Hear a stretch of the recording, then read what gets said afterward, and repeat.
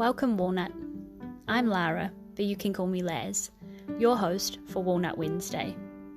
This is your reminder to be brave, be yourself, and know that you can make the world a better place just by what you decide today. Here, I'm going to share my weekly walnuttings with you on a Wednesday. Hello, Walnut. It is me, Laz, here for another episode of Walnut Wednesday. Welcome. And today is a very exciting episode because I have one of my best friends in the whole world as a guest, Loren, Ellis, my little Lolcake. Hello, Loren. Welcome. Hello. Thanks for having me. I'm so excited to have you here. Before we begin, Lolcake, do you just want to introduce yourself as if you would to a new person that you're meeting for the first time, aka the Walnuts listening? So hi, I'm Loren. What's there much to say about me? I'm 30, unfortunately, still trying to process that.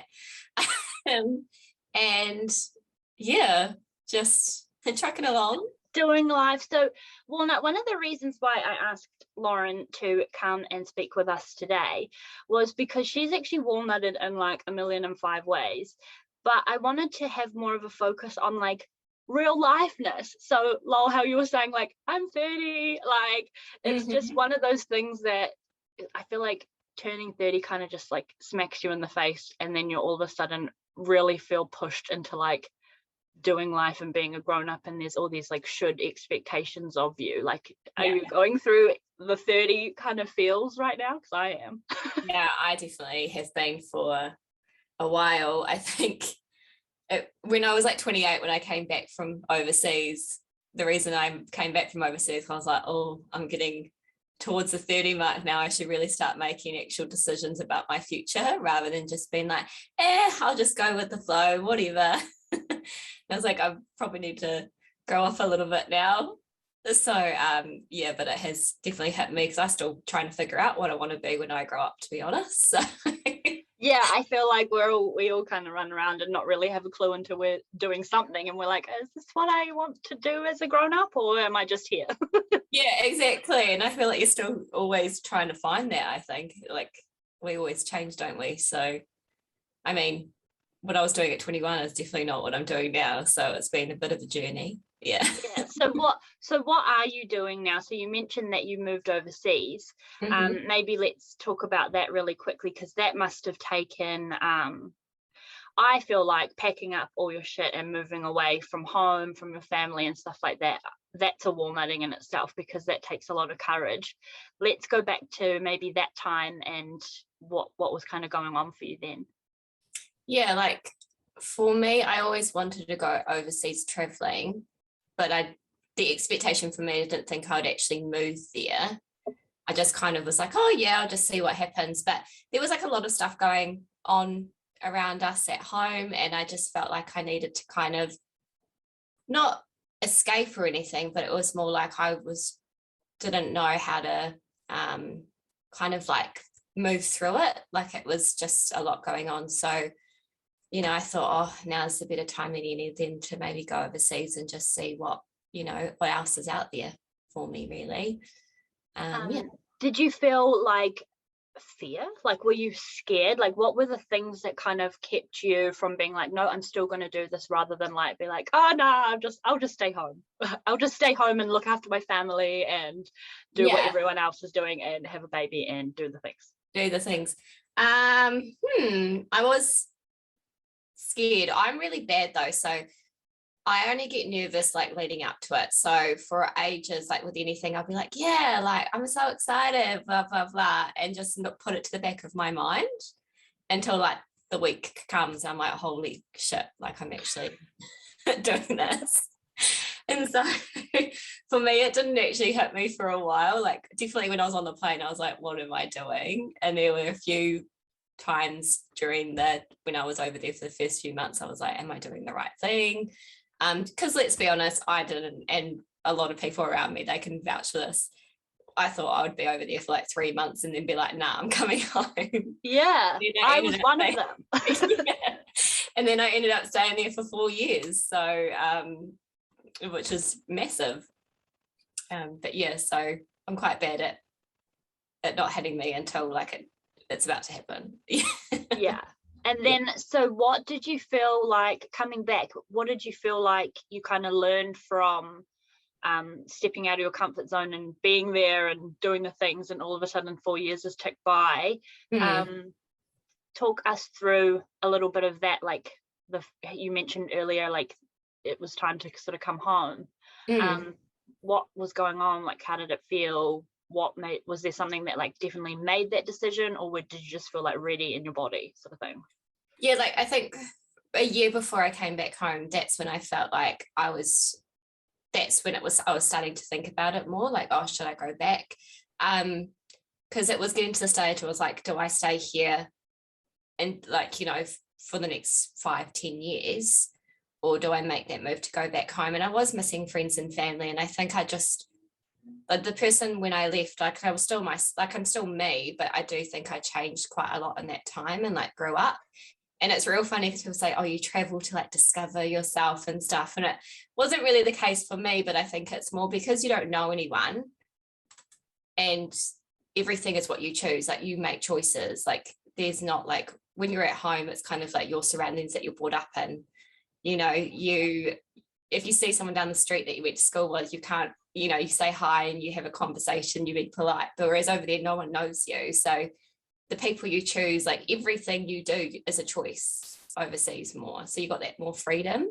So I think in that I can learn a lot about myself and what I like and don't like. And so it was just getting to the stage where I was like, oh, I'm not too sure if I actually like this anymore, you know, like I made great friends and stuff, but I think it was getting to the point where I was like, oh, actually, I think the next move is I want to go back home. Which was great timing because it was 3 months before COVID. So yeah, it was actually. So it was good, yeah. I think it's a really good point that you raise about like that kind of like clean slate feeling of, I get to decide who I'm going to be today. And that's something that I think we should try and do more, even at home, as like a society, as a person, like to try and set those boundaries. Like, it's so hard to do when you're in a familiar space, so being put out of your comfort in a new place where clean slate, completely blank, is a bit easier to do that. So you obviously must have needed to learn those lessons to bring that back here, to incorporate that into like your normal life now, right? Definitely. And like when I came back, I already, you know, I set boundaries now. Like, I'm not going to, you know, I think it's not selfish in a way, but like, I'm not going to sacrifice what I want and what I need for the sake of like pleasing someone else when it's not really doing me a benefit. Like, and that's in anything, like relationships, work, anything like that. I'm just like, you know, like it goes both ways. So I've really learned that coming back, definitely. So and you're really I think you're setting that example for lots of people, and the segues really nicely into the thing that I actually wanted to talk to you about as well, which was you've been stepping into like a little bit of like, not necessarily like leadership, but like putting yourself out there at work. And you shared with me and the girls a little while ago something that you had written that you put out to your work people for them to really like get to know you and learn a piece of your heart. Can you introduce that, talk about it, and let's talk about that a bit more? Yes. So I'm one that's definitely an over and apologizer. Me too. And so I think, especially if you're like, I'm quite focused on my career and where, you know, like I'm still trying to figure it out, and I did catch myself. I was like, why the hell am I saying sorry? Like, when it's not even my fault. Like, I don't know why I'm continually being like, oh, sorry about that. Like, or like, oh, sorry, I haven't responded just straight away and things like that. And so I looked into kind of like, why am I such a over and apologizer? And is it actually doing me any benefit? Especially like, you know, in relationships or even in the workplace. So I kind of like dived a little bit deeper and just kind of thought, why, you know, I looked into like, why are we over apologizing for things that we shouldn't have to apologize for. Like, why is that even a thing? And then just kind of like how to turn it around and kind of rephrase what you're saying to still be polite, because I feel like that for me, like I was over apologizing because I wanted to be likable or like kind, and so you kind of, but then at the same time you're doing yourself a disservice because you're not making yourself more like authoritative or like strong, you know what I mean? So you're kind of actually doing yourself a bit of disservice there. So yes, I looked into kind of what other ways can we not apologize, but say, you know, if you're late for work or if you're late for a meeting or just late in life in general for whatever reason, instead of saying like, oh, I'm so sorry I'm late, just be like, thanks so much for waiting, like I really appreciate you know, you waiting. And it kind of switches it around and it puts the power on, like you've given them, oh hey, like, you know, thank you. So they're like, they feel good, the person who's been waiting for you, but at the same time you're not like apologizing for something that's kind of wasn't in your control at the same time. So yes, I love that, and I think it's such a normal but important thing, because you don't actually realize how much you do it until you actually catch yourself being like, why did I say sorry? Because I'm not fucking sorry. Yeah, exactly. Like, real big deal. And I was just thinking as you were saying that as well, it kind of takes away the emotion of a genuine apology when you are deeply sorry for something. And I was talking to my friend about the Italian language. This is a little bit off topic, but not really. And in Italian, you actually there are two types of ways to say I love you. One of them is a very like deep, you only say it like 5 times in your life, kind of a real whole emotion, I love you. And then the other one is just like a love you, bye, you know, sort of thing. And there's like a big difference with like that sorry thing of like, when you're like, oh, sorry about this, oh my God, I'm so sorry. Does that take away from the word, the actual meaning of sorry? Does that make sense what I'm trying to say? Yeah, it does. I absolutely, I do think it does. And you're right, people don't realize they're doing it. Like until you catch yourself doing it, that's when you're like, right. And then when you start catching yourself doing it, you become so much more conscious of it. It's like it's, you know, lots of different words and things like that. You're like, why am I still saying that? Yeah, for sure. And so how was that article received when you put it out there? Like, were you, because that's a walnutting too, right? Were you like, oh my God, I'm so nervous that I'm like putting myself out there? Or did you feel quite confident in what you were saying? Oh no, like I like, that's the thing with me. I'll be like, yeah, I'm like very much a yes person. I'm very much like courageous in that sense. I'll be like, yeah, just jump into it, let's go, kind of thing. And then again, when it gets to the point, I'm like, oh my God, why am I doing this? Like, why have I? Yeah, I get like the bully demons come in strong, like half an hour before I meet to do anything. So it was, I was really nervous to put it out there. And it was really well received, which was nice. And to be honest, even if one person liked it, I would have been stoked. But people did come up to me and say, oh my gosh, I actually do that. Like, thank you so much. It's going to help me.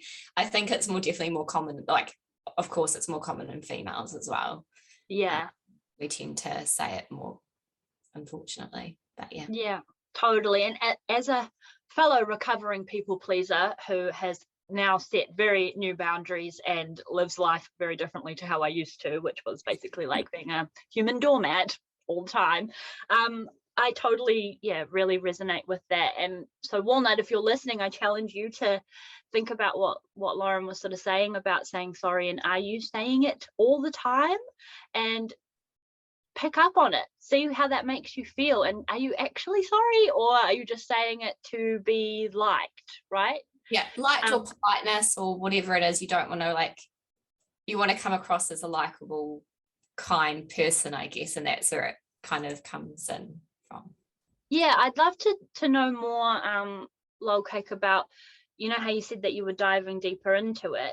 You were doing it because you were feeling more likable. I mean, did that bring up other stuff for you? Like, this is just me being curious, but did that bring up other things about yourself that you kind of started noticing of why you do stuff? Yeah, like it's one of those things, like I'm again, like as I said, like it's about setting your boundaries.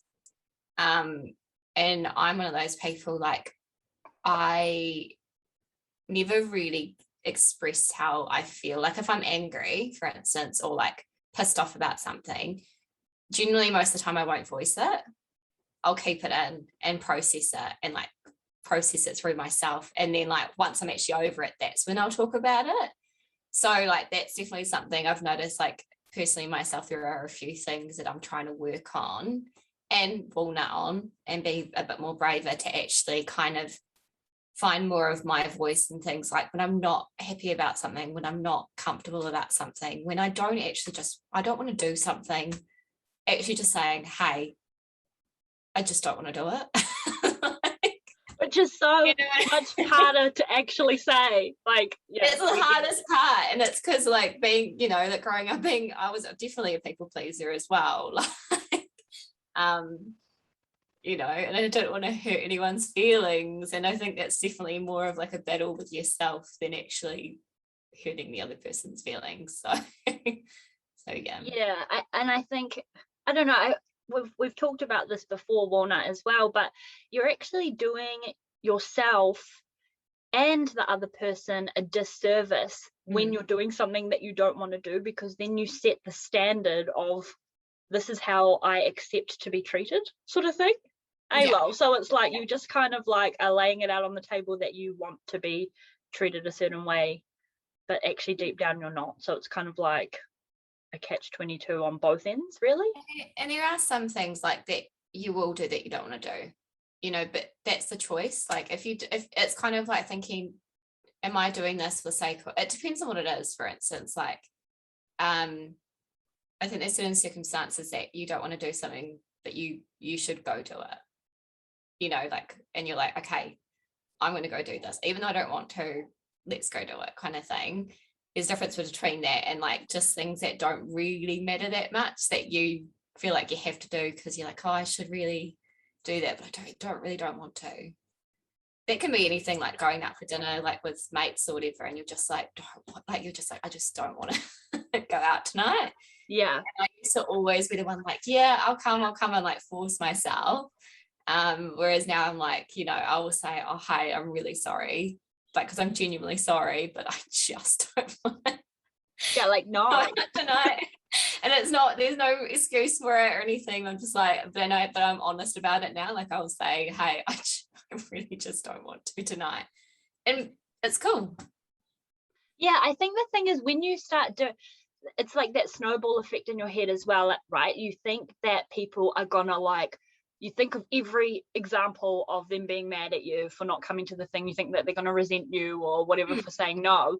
But when you actually do it, I've always been pleasantly surprised. I've always gotten responses like, oh, yeah, fair enough. Yeah. Oh, actually, I don't want to go either, so I'm not going to go too. Or like, yeah.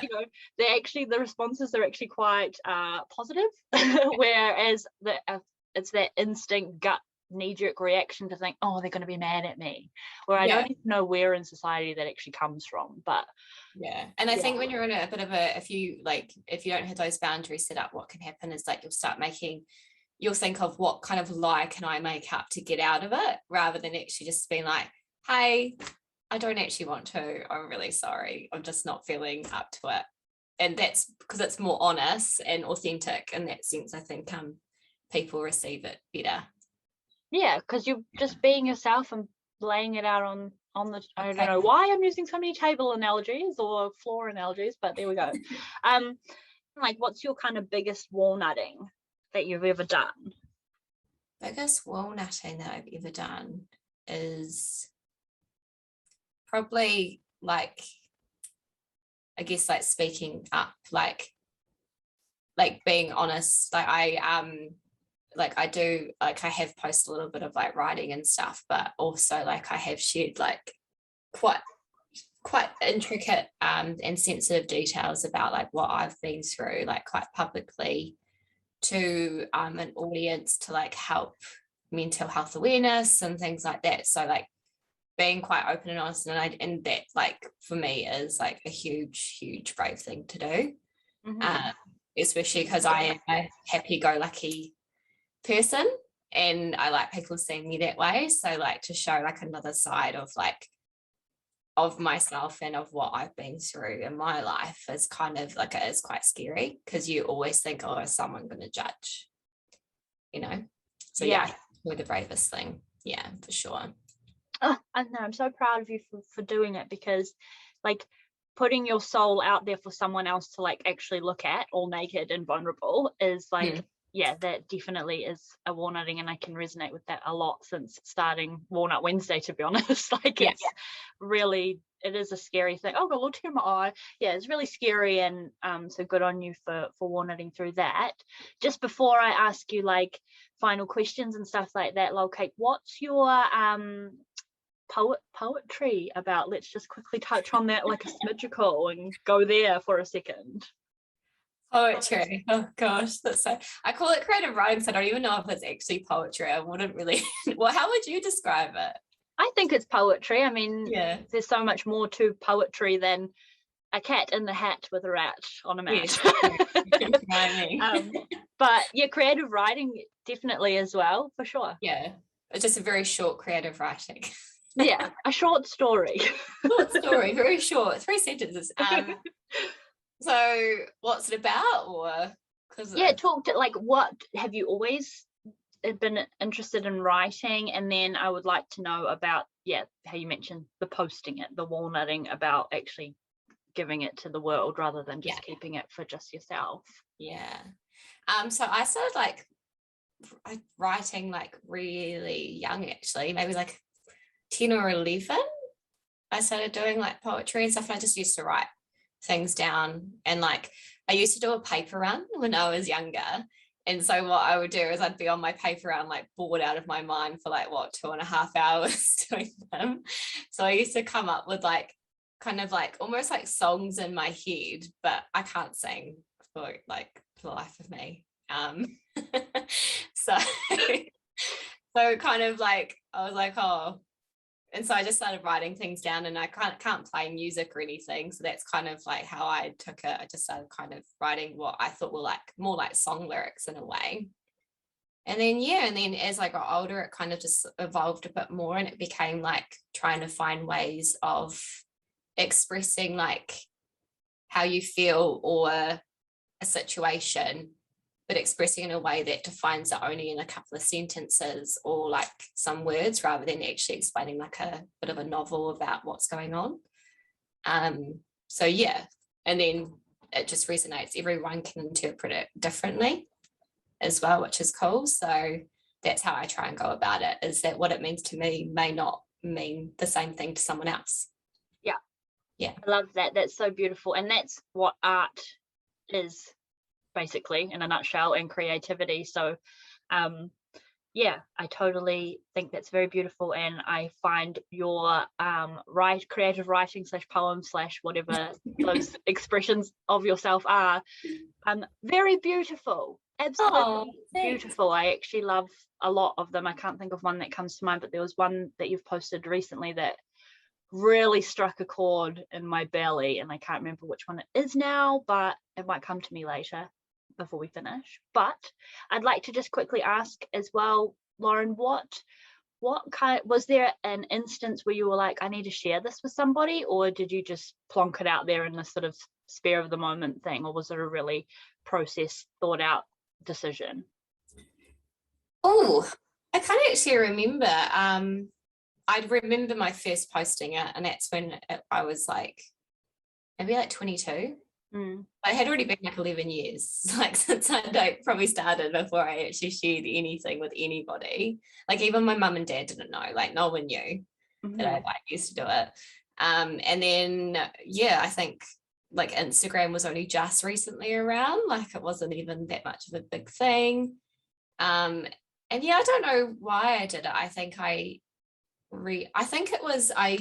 was reading like at the time like Lang Leaf, who's like a really, like, I love her poetry, and she had started like posting things on, like, because from Pinterest, but then that started, I could start seeing it on Instagram, and I thought, oh wow, like, you know, people are posting things like poetry and stuff on Instagram. So maybe I should start doing that and see what happens. Yeah. And I did, and it was scary. Yeah, I was gonna say, were you scared? Very, very, very scared. And to be honest, I thought, oh, no one will probably see it. And then I was like quite shocked. I was like, oh wow, like people actually like receiving it really well, and it was really nice. So that gave me the courage to post more then and be more braver in what I was posting. Because I think at the start I was playing it a bit safe. Yeah. You know. Yeah, they have gotten like deeper over time as well. Yeah. I suppose with everything that, you know, as life does, you kind of go through the ebbs and flows of life. If people want to like find you, Lolcake, on social media or whatever, and have a look at your poetry or have a look at what you're up to, where can the Walnuts connect with you more if they want to? So you can follow me on Instagram, which is, I hope it's Loren E19. I do also have a poetry Instagram page as well, which I'll quickly try and find. I'll link it in the show notes as well, Walnut, if you want to find it. Yeah, it's Loren _Ellis _poetry. And yeah, there's a few on there. I've got quite a few, but to be honest, I have been a bit slack. So here's a few more that I could put up as well. So this is your reminder to post some more, and also for the Walnuts sneak peek, get your eyes peeled for some more coming up. No, I've been a bit slack. It's one of those things, isn't it? You like, just life gets in the way, and then you take moments. I guess I do take moments to write, but I'm not consciously making like I need to write something. It just, when it hits me, I'll write it. Yeah, and I think that's the main thing, right? It's not about posting it. It's about expressing yourself and releasing whatever needs to be birthed like into the world, right? Yeah. Rather than that. But we are fortunate and lucky enough to have received what you have put out already. Oh, it's so funny. Someone said, like, do I have any talents? And I was like literally no. Like I was like, I don't have any talents. But then someone said like about the poetry. They're like, yeah, you do that, don't you? And I was like, oh, I didn't even think. And again, that's like the bully demon thing. You know what I mean? Like that's what happens, I think. You just stumped me. Yeah, I'm like, have I got a talent? I don't think I have any talents. I'm like, I don't know, like spending money, that's a good talent of mine. Quite good at that. Eating, binge eating. Walnut, let's do this. Let's make this a challenge for this episode. Share this episode and tag Loren and I on Instagram, but tell us what your talent is, if you have one, and I'll do it too. What the hell is mine? I'm gonna have to come back to you guys on this one because I don't know what mine is. I have to really think about that for a moment. I know what yours is. What? You're very good at art. You're very good at writing as well, creative writing. Oh yes, okay. Actually, I'll give myself that, Walnut. My twerk. Talent is drawing, and I can twerk upside down on the wall thanks to our friend Bronte. Thank you, Bronte, if you're listening to this. All right, Loren, before we wrap up, the token question for all my guests I have is, what does being a walnut mean to you? Being unapologetically, authentically you, I would say. I love it. I love that definition of a walnut, and it actually brings tears to my eyes because the word authentic always really lights my butthole on fire. I think, authentic is like a value and a feeling word that just really so that's really nice that you've described Walnut Wednesday that way, so thank you. Loren, thank you so much for being here. I've so appreciated this chat. Is there anything else that you want to say, that if there's a walnut listening that is feeling like a peanut, is feeling like, oh, I don't want to share anything about myself but I kind of do, like, what would, anything else, any last words? Just walnut would be great, but if you're not ready, that's cool. Like, there's, don't you push yourself, but don't force yourself. I think that's a fine line. And ask one of us, send it to us. Like, we're more than happy. Like, if you're a bit unsure, like, go for it. I think the first point of courage is actually having that support around you to like kind of cheer you on. And I think if once you got that, it's pretty much easy sailing from there. Love that. Oh, thank you so much. Walnut, if you enjoyed this episode, as I mentioned, share and tag us on Instagram. Make sure you tell us what your talent is. And yeah, like Loren said, there's an invitation there to reach out as well. We want to hear from you. But I thank you for your time and for being here and for listening. And Loren, Lolcake, one of my bestest friends in the whole entire world, thank you so much for being on my podcast. I've so enjoyed this chat. Thanks so much for having me. Honestly, I'm so happy I've been on. I've been listening to how many episodes now? We will be at over 100. See? Hello. So it's insane. No, but thank you so much for having me. It's been awesome. Thank you. Bye, everyone. Bye, guys. Bye.